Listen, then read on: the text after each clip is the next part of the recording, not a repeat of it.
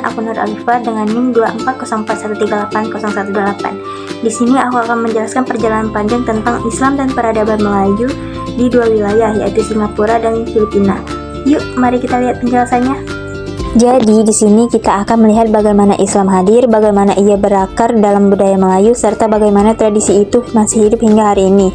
Pembahasan video ini merujuk pada satu jurnal, yaitu Peradaban Islam di Asia Tenggara dari Jurnal Bhinneka Tunggal Ika, yang membahas perkembangan Islam melalui jalur perdagangan dan akulturasi budaya di kawasan Melayu Maritim. Baiklah, pembahasan yang pertama yaitu jalur awal masuknya Islam.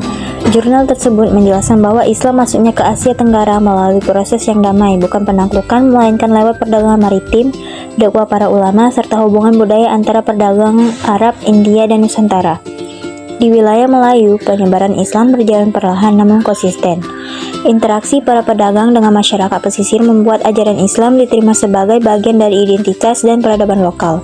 Islam tidak datang untuk mengganti budaya masyarakat Melayu, tetapi masuk secara lembut, lalu berasimilasi dengan adat, bahasa, dan sistem sosial yang sudah ada. Inilah akar dari peradaban Melayu Islam yang kemudian menyebar ke berbagai wilayah di Asia Tenggara termasuk Singapura dan Filipina Selatan. Pembahasan kedua yaitu Islam dan Melayu di Singapura. Menurut jurnal tersebut, sejak dahulu masyarakat Melayu Singapura memiliki hubungan kuat dengan pusat perdagangan dunia Melayu, seperti Riau, Malaka, dan Johor. Karena itu, ajaran Islam dengan cepat menyatu dengan kehidupan masyarakat. Contohnya, yang pertama, identitas Melayu Muslim sebagai pilar budaya Singapura. Walaupun negara Singapura modern kini didominasi etnis lain, komunitas Melayu Muslim tetap memegang peranan penting sebagai penjaga warisan budaya. Bahasa Melayu dijadikan bahasa nasional, masjid-masjid tua seperti Masjid Sultan menjadi simbol peradaban, dan lembaga-lembaga pendidikan Islam seperti madrasah terus berjalan hingga sekarang. Yang kedua, akulturasi dalam kehidupan sosial. Islam tidak berdiri sendiri tetapi berpadu dengan tradisi Melayu seperti adat kenduri, majelis zikir, tradisi membaca doa selamat, dan yang terakhir seni khat berbahasa Melayu Jawi. Akulturasi ini menunjukkan bahwa Islam di Singapura tetap mempertahankan corak Melayu, meskipun berada di lingkungan multikultural yang sangat modern. Yang ketiga, peran negara dan komunitas. Pemerintah Singapura juga mengakui komunitas Muslim sebagai bagian dari struktur sosial negara. Majelis Ugama Islam Singapura atau MUIS kualitas pendidikan masjid serta kegiatan masyarakat sebuah bukti bahwa Islam menjadi identitas melekat dalam budaya Melayu setempat. Nah, pembahasan yang ketiga yaitu Islam dan Melayu di Filipina Selatan.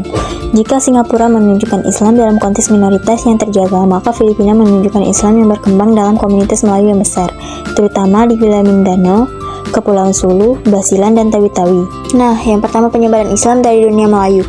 Jurnal menjelaskan bahwa Islam di Filipina masuk lewat jalur maritim yang berhubungan dengan Malaka, Brunei, dan Johor. Para ulama Melayu dan pedagang dari Kepulauan Nusantara membawa ajaran Islam ke masyarakat Tausug, Maguindanao, dan Maranao. Islam tumbuh sebagai identitas politik dan budaya yang kuat, bahkan membentuk kesultanan Islam seperti Kesultanan Sulu, Kesultanan Maguindanao. Yang kedua, budaya Melayu Islam yang khas. Hingga sekarang budaya Melayu Filipina masih terlibat dalam adat pernikahan Islam, seni ukir kaligrafi, sistem hukum adat yang terpengaruh fikih Syafi'i, dan penggunaan bahasa lokal yang dipengaruhi bahasa Melayu. Yang ketiga, tantangan dan ketahanan budaya. Meski mengalami penjajahan sepanjang dari Spanyol dan Amerika, masyarakat Muslim Filipina berhasil mempertahankan identitas Melayu Islam mereka. Hal ini menunjukkan betapa kuatnya pondasi peradaban Islam di kawasan tersebut melalui jurnal yang menjadi referensi kita. Pembahasan yang keempat yaitu ciri khas peradaban Melayu Islam. Jurnal Peradaban Islam di Asia Tenggara menekankan satu hal penting, yaitu Islam di dunia Melayu berkembang secara damai, halus, dan adaptif. Beberapa ciri utamanya, yang pertama mazhab Syafi'i menjadi dasar hukum fikih, yang kedua tawasuf dan tarekat, kuat dalam pembentukan akhlak masyarakat. Yang ketiga, tradisi lokal tidak dihapus tetapi diselaraskan dengan ajaran Islam. Yang keempat, bahasa Melayu termasuk tulisan Jawi menjadi medium dakwah yang sangat luas. Dan yang kelima, Islam tidak hanya menjadi agama tetapi landasan moral, hukum, dan budaya. Ciri-ciri itu terlihat jelas baik di Singapura maupun Filipina Selatan. Dari pembahasan ini, kita bisa simpulkan bahwa Islam bukan hanya agama yang hadir di dunia Melayu, tetapi juga fondasi peradaban yang membentuk bahasa, budaya, pendidikan, hingga struktur sosial masyarakat di Singapura dan Filipina Selatan. Peradaban ini masih hidup hingga hari ini, menghadapi tantangan modernisasi, globalisasi dan perubahan sosial, tetapi tetap mempertahankan jati diri sebagai bagian dari dunia Melayu Islam.